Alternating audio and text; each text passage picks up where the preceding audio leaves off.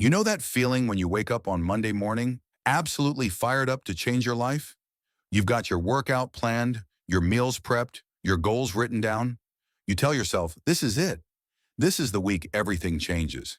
And if you've felt that way before, go ahead and hit that like button and make sure you're subscribed because today we're going to solve this problem once and for all. But here's what actually happens. By Tuesday afternoon, you're already making exceptions. By Wednesday, you've skipped the gym. By Thursday, you're back to your old patterns. And by the weekend, you're sitting there wondering what's wrong with you, why you can't seem to follow through on anything, why everyone else seems to have it figured out except you. Let me tell you something that might surprise you. The problem isn't your discipline. It's not your motivation. It's not even your willpower. The real problem is that nobody ever taught you how consistency actually works. And today I'm going to pull back the curtain and show you what's really going on. The myth of motivation. Let's talk about motivation for a second. When does motivation hit you the hardest? Usually at night, right? When you're scrolling through social media, seeing other people's transformations, reading inspiring quotes. In that moment, you feel invincible. You're absolutely certain that tomorrow morning, you'll wake up at 5 a.m., crush your workout, eat perfectly, and be productive all day. But then your alarm goes off at 5 a.m., and suddenly that motivation has completely evaporated. You hit snooze. You tell yourself you'll start tomorrow instead. And the cycle continues. Here's the truth that nobody tells you. Motivation is the worst foundation you can build your life on. Why? Because motivation is an emotion, and emotions are temporary. They come and go like waves. You cannot build lasting change on something that disappears the moment things get difficult. Think about it this way. Do you wait until you feel motivated to brush your teeth? Do you wait until you feel inspired to take a shower? Of course not. These things happen regardless of how you feel because they've become automatic. That's what we need to do with the behaviors that matter most. The people you admire, the ones who seem effortlessly consistent, they're not more motivated than you. They've just stopped relying on motivation altogether. They've built something much more powerful. They've built systems. The power of systems over goals. Here's a question for you. What's the difference between successful people and everyone else? Most people think it's about having better goals, but that's not it. A struggling writer and a best-selling author both want to write a great book. An overweight person and a fit person both want to be healthy. The goal is the same. So why do some people achieve it while others don't? The answer is systems. A goal is a destination. A system is the vehicle that gets you there. You can have the best destination in the world, but if you're trying to walk to the moon, you're never going to arrive. You need a rocket ship. You need a system. Let me give you a practical example. Let's say you want to read more books. Most people set a goal like, I want to read 24 books this year. That sounds great, right? But here's the problem. Every day you don't read, you're failing. Every day becomes a test of your willpower, and eventually you fall behind and give up. Now imagine a different approach. Instead of a goal, you create a system. Every night before bed, you read for 10 minutes. That's it. No pressure to finish books. No counting pages. Just 10 minutes. Some nights you'll read more. Some nights you'll barely get through a page. But you show up. You follow the system. After 1 year, what happens? You've read for over 60 hours. That's easily 10 to 15 books, maybe more. And you did it without force, without stress, without relying on motivation. This is the secret. Systems don't care how you feel. They just run. And when your systems are solid, consistency becomes almost automatic. The hidden cost of decisions. Here's something most people don't realize. Every single day, you're making thousands of decisions. What to wear, what to eat, which task to do first. Should you check your email now or later? Each one of these decisions costs you something. It drains a little bit of mental energy. Scientists call this decision fatigue. And by the end of the day, your brain is exhausted. This is why you make terrible choices at night. This is why you order takeout instead of cooking. This is why you watch random videos instead of working on your projects. It's not because you're lazy. It's because your decision-making capacity has run out. The solution? Reduce the number of decisions you have to make. Look at the most successful people in the world. Many of them wear the same thing every day. Steve Jobs had his black turtleneck. Mark Zuckerberg wears gray t-shirts. Barack Obama wore only blue or gray suits as president. Why? Because they understood that every decision they didn't have to make was energy they could spend on things that actually mattered. When you automate the small stuff, you preserve your willpower for the big stuff. Think about your own life. How can you reduce decisions? Maybe you eat the same healthy breakfast every day. Maybe you lay out your workout clothes the night before, so there's no decision to make in the morning. Maybe you schedule your most important task at the exact same time every day, so it becomes automatic. The less you have to think about doing the right thing, the more likely you are to actually do it.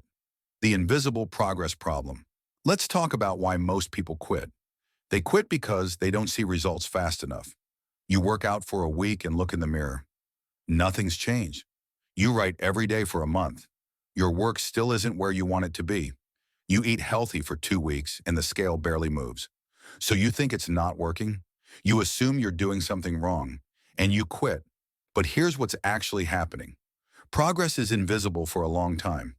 Imagine an ice cube sitting on a table. The room is 25 degrees. Nothing happens. You increase the temperature to 26 degrees. Still nothing. 27, 28, 29, 30, 31 degrees. The ice cube just sits there. Then you hit 32 degrees, and suddenly it starts melting. Did the change happen at 32 degrees? Number. The change was happening the entire time. You just couldn't see it yet. That's exactly how habits work. That's exactly how consistency works. Every workout is building strength you can't see yet. Every page you write is training your brain for breakthrough ideas. Every healthy meal is creating cellular changes invisible to the naked eye. The work is never wasted. It's just accumulating beneath the surface. Most people quit right before the breakthrough. They quit at 31 degrees. They're so close to seeing results, but because they can't see the progress yet, they assume it's not working. Don't make that mistake. The power of saying no. Everyone talks about discipline as the ability to make yourself do things you don't want to do. But that's only half the story. Real discipline is also about stopping yourself from doing things that distract you from what matters. Think about your day yesterday. How many times did you get distracted? How many times did you say yes to something that pulled you away from your priorities? A notification, a conversation, a random thought that sent you down an internet rabbit hole. Every time you say yes to these distractions, you're actually saying no to your goals. Every minute you spend scrolling is a minute you're not working on your dreams. Every snack you eat when you're not hungry is saying no to your health. Every time you stay up late watching shows, you're saying no to the morning routine you promised yourself. The most consistent people aren't just good at starting things. They're exceptional at protecting their time and attention. They've mastered the art of saying no. No to distractions. No to things that seem urgent but aren't important. No to comfort when discipline is required. And here's the paradox. The more you say no to the wrong things, the easier it becomes to say yes to the right things. Your focus gets sharper. Your energy gets stronger. Your consistency becomes natural instead of forced. The trap of maybe. There's one word that destroys more progress than any other word in the English language. That word is maybe. Maybe I'll work out today. Maybe I'll start my project tomorrow. Maybe I'll eat healthy after this one meal. Maybe feel safe because it's not a rejection. You're not saying no to your goals. You're just postponing them. But here's the brutal truth. Maybe is just a slow way of quitting. Every time you say maybe, you're training your brain that action is optional. You're building the habit of hesitation instead of the habit of execution. Successful people eliminate maybe from their vocabulary. They make things binary. It either happens or it doesn't. They either work out today or they don't. There's no negotiation with themselves. No endless mental debate. They decided in advance what they would do. And when the moment comes, they simply execute. This isn't about being rigid or inflexible. It's about removing the energy drain of constant decision-making. When you eliminate maybe, you free up so much mental space. You stop negotiating with yourself and start trusting yourself. Environment is everything. Your environment is constantly shaping your behavior, usually without you even noticing. If there's junk food in your kitchen, you'll eat it. If your phone is next to your bed, you'll scroll before sleeping. If your workspace is cluttered, your mind will be cluttered too. The most consistent people don't rely on willpower alone. They design their environment to make good choices inevitable and bad choices difficult. They put their running shoes by the door. They delete social media apps from their phones. They keep a water bottle on their desk. They create friction for bad habits and remove friction for good habits.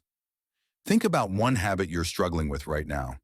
What's your environment telling you to do? Is your environment helping you or hurting you?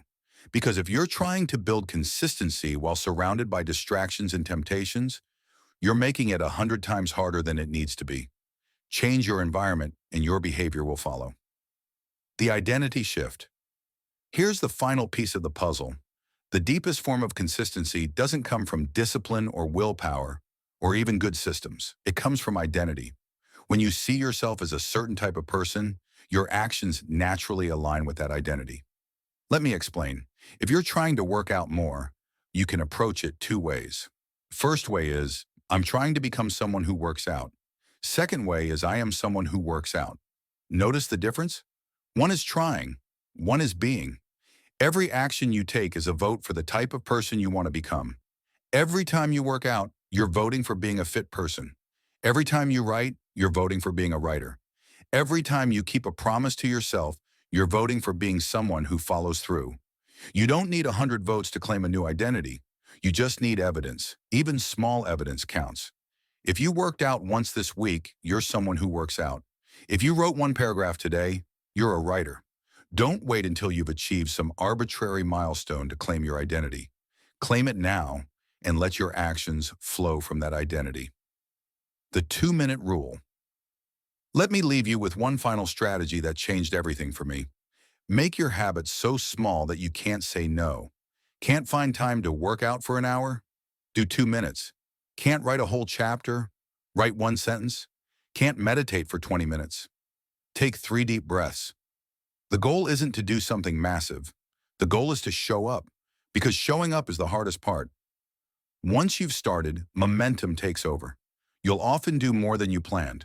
But even if you don't, you've won. You've kept your streak alive. You've proven to yourself that you're consistent.